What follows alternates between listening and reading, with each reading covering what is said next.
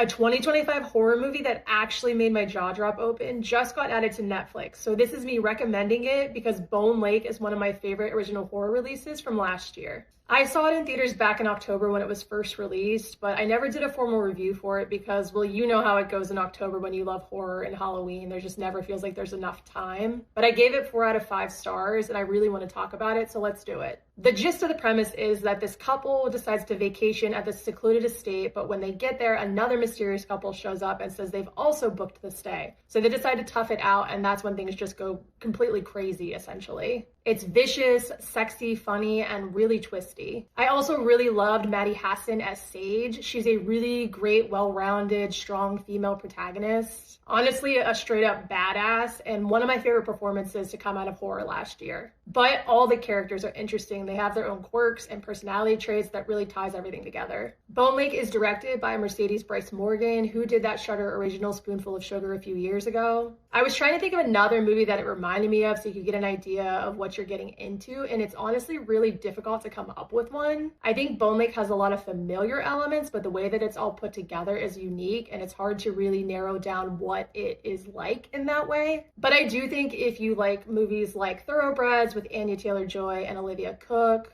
or Dave Franco's The Rental, or Strange Darling with Kyle Gowner and Willa Fitzgerald, or even The Invitation, the Karan Kusama one, not the one that just came out a few years ago, then you're probably gonna like this one a lot. I really like the cinematography. I thought it was visually stunning, especially because of the setting at the estate. There's a lot to work with there, and they definitely take advantage of it. There was also a twist that I know divided some people, but I thought it was unique and definitely different. And it is super intense, which is why my jaw dropped open during that one kitchen scene. And if you know, you know, because obviously I'm not spoiling it here. Have you seen Bone Lake, or are you going to check it out now that it's on Netflix? Let me know in the comments.